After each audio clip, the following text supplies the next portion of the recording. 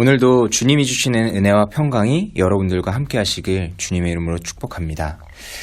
오늘 본문을 보시면 바울은 계속해서 헌금에 대한 얘기를 하고 있습니다. 여러분들이 헌금에 대해서 어떻게 생각하시는지 궁금합니다. 헌금은 기본적으로 하나님께 드려지는 것입니다. 주님께서 주신 것에 대한 감사의 의미가 가장 크지요. 그래서 하나님께 그렇게 드리는 헌금은 하나님께서도 기뻐하십니다. 그렇다고 우리가 드린 이 헌금이 하나님께 지폐나 계좌의 형태로 전달되는 것이 아님을 여러분은 잘 아실 겁니다. 실제적으로 헌금은 다른 사람들을 위해서 쓰입니다. 특별히 궁핍한 자들을 위해 사용되는데요. 바울은 고린도후서 8장 12절부터 15절까지 헌금의 사용과 그 목적에 대해서 잘 밝힙니다. 12절부터 15절까지 제가 읽어드리겠습니다. 기쁜 마음으로 각자의 형편에 맞게 바치면 하나님께서는 그것을 기쁘게 받으실 것입니다. 하나님께서는 없는 것까지 바치는 것을 바라지 않으십니다.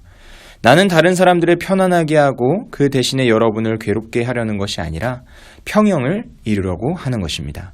지금 여러분의 넉넉한 살림이 그들의 궁핍을 채워주면 그들의 살림이 넉넉해질 때에 그들이 여러분의 궁핍을 채워줄 수도 있을 것입니다. 이렇게 하여 평형이 이루어지는 것입니다. 이것은 성경에 기록하기를 많이 거둔 사람도 남지 아니하고 적게 거둔 사람도 모자라지 아니하였다 한 것과 같습니다. 여러분, 여기서 바울이 말하는 평형은 사유재산을 없애고 모든 것을 평등하게 나누자는 이념인 공상주의가 아닙니다. 바울이 말하는 평형은 서로가 서로를 채워주는 평형인 것입니다. 14절을 다시 보십시오.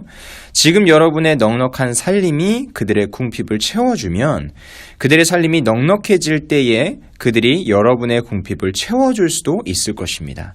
이렇게 하여 평형이 이루어지는 것입니다. 지금 바울이 말한 이것이 바로 평형의 원리이며 또한 헌금의 원리입니다. 그런데 이 원리는 바울이 만든 것이 아닙니다. 15절을 보십시오. 이것은 성경에 기록하기를 많이 거둔 사람도 남지 아니하고 적게 거둔 사람도 모자라지 아니하였다는 것과 같습니다. 여러분, 이 구절을 바울이 인용했는데요. 성경 어디에 기록되어 있을까요? 바로 출애굽기입니다. 배경이 되는 본문 출애굽기 16장 12절부터 18절까지의 말씀을 제가 읽어드리겠습니다.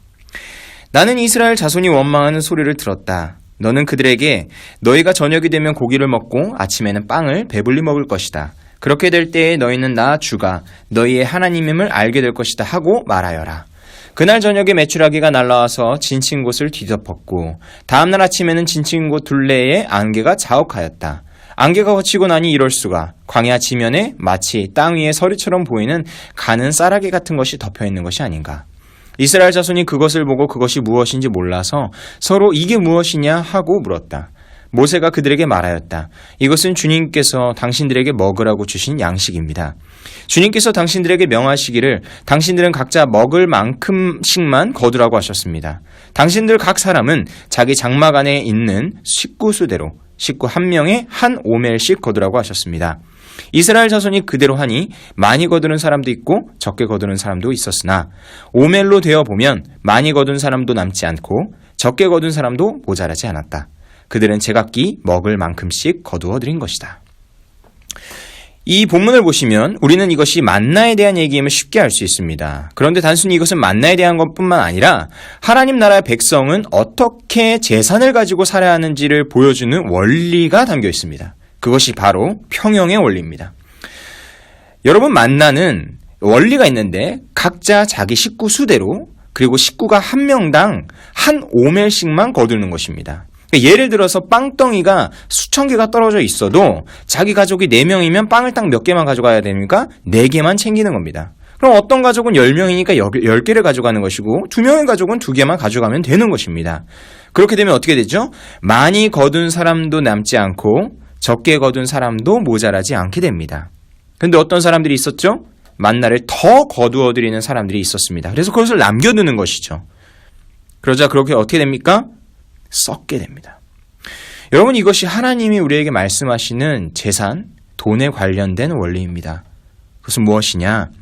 자기 자신을 위해서 남겨둔 사유재산, 자기 자신만을 위해서 저축하는 돈은 반드시 썩는다는 겁니다. 바울은 그것을 경계한 것입니다.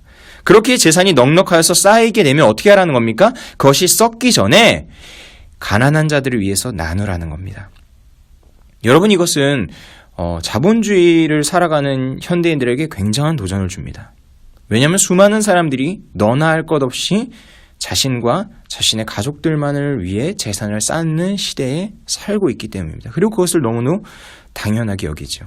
바울은 이것을 경계합니다. 그리고 분명하게 말합니다. 14절입니다. 지금 여러분의 넉넉한 살림이 그들의 궁핍을 채워주면 그들의 살림이 넉넉해질 때에 그들이 여러분의 궁핍을 채워줄 수도 있을 것입니다. 이렇게 하여 평형이 이루어지는 것입니다. 여러분, 이것이 우리가 헌금을 해야 하는 이유입니다. 바울은 이러한 원리를 우리 그리스도인들이 반드시 잘 갖기를 소망하고 있습니다. 그리고 더불어 바울은 이제 헌금을 관리하는 자들에 대한 얘기로 이어갑니다. 총 3명이 있는데요. 디도와 그와 함께한 동역자들입니다. 16절과 17절은 먼저 디도를 말합니다. 여러분을 위한 나의 열성과 똑같은 열성을 디도의 마음에 주신 하나님께 나는 감사를 드립니다. 그는 우리의 청을 받아들였을 뿐만 아니라 더욱 열심을 내어서 자진하여 여러분에게로 갔습니다. 그 다음 18절과 19절은 다른 동역자들을 말하는데요. 18절, 19절 제가 읽겠습니다. 우리는 그와 함께 형제 한 사람을 보냈습니다. 이 형제는 복음을 전하는 일로 모든 교회에서 칭찬이 자자한 자입니다. 그뿐만 아니라 그는 여러 교회가 우리의 여행 동반자로 뽑아 세운 사람이며 우리가 수행하고 있는 이 은혜로운 일을 돕는 사람입니다. 우리는 주님의 영광을 드러내고 우리의 좋은 뜻을 이루려고 이 일을 합니다. 마지막으로 또 다른 동역자를 언급합니다. 22절입니다. 우리는 그들과 함께 또 형제 한 사람을 보냈습니다. 그가 모든 일에 열성이 있음을 우리는 여러 번 확인하였습니다. 지금 그는 여러분을 크게 신뢰하고 있으므로 더욱더 열심을 내고 있을 것입니다. 지금 소개한 디도와 이 다른 2명의 동역자들을 보면 이들이 갖고 있는 공통점이 무엇인지 알 수 있습니다. 그것이 뭐냐? 바로 사람들에게 칭찬을 받으며 주님의 영광을 위한 열성을 가진 자들이라는 겁니다. 다시 말해 복음에 가장 열심을 가진 자들이 헌금을 관리하고 있는 것이죠. 여러분, 왜 이러한 자들이 헌금을 맡을까요? 그 이유가 20절에 나옵니다. 우리가 맡아서 봉사하고 있는 이 많은 헌금을 두고 아무도 우리를 비난하지 못하게 하려고 우리는 조심합니다. 여러분, 돈을 가지고 있는 사람은 큰 유혹을 받기 마련입니다. 그렇기에 정말 신뢰할 만한 사람에게 이것을 관리하는 것이 맞죠. 바울은 여러분 이 부분을 계속해서 강조하죠. 사실 우리 현대교회도 마찬가지입니다. 우리 현대교회에서 일어나는 가장 큰 범죄 중에 하나가 바로 횡령입니다. 그리고 이런 횡령은 어디서 발생합니까? 그 돈을 맡은 리더들 가운데서 발생합니다. 또 다른 큰 범죄가 바로 사기인데 이 사기는 교회 일반 성도들 가운데서 많이 발생합니다.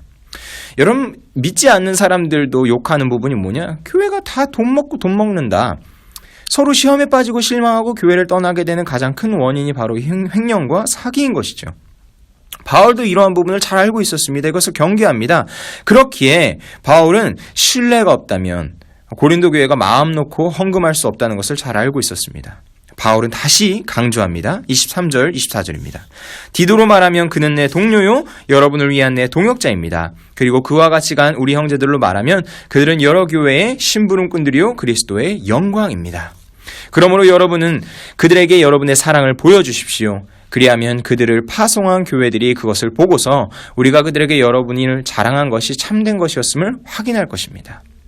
바울은 다시 한번 강조합니다. 디도와 다른 형제들은 내 동료고 동역자고 교회의 심부름꾼이고 그리스도의 영광이다. 그러므로 여러분은 여러분의 사랑을 마음껏 보여달라. 여러분, 이렇게 헌금은 성도들 간의 신뢰를 바탕으로 사랑을 확인하는 수단입니다. 다른 것이 아닙니다. 헌금은 성도들의 신뢰를 바탕으로 서로의 사랑을 확인하는 것입니다. 그러므로 헌금은 실제적으로 가난한 자들을 위해서 쓰입니다. 또한 하나님 나라의 확장을 위해서 사용됩니다.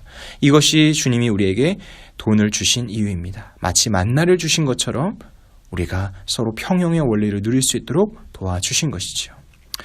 끝으로 얼마 전 라면을 끓여 먹다가 화재가 나서 화상을 입은 2 형제 이야기를 여러분들 잘 아실 것입니다. 현재 그들을 위한 치료비가 전국 각지에서 2억 원 가량 모였다고 합니다. 여러분, 믿지 않는 사람들도 돈을 어떻게 써야 할지를 잘 알고 있습니다. 만약 우리가 가진 것이 넉넉하다면 우리 주변의 부족한 자들을 위해서 나눕시다. 우리가 우리뿐만 아니라 자기 자신뿐만 아니라 다른 사람들을 위해서 우리의 것을 사용할 수 있는 고향제일교회 성도 되시기를 주님의 이름으로 축복합니다. 아멘.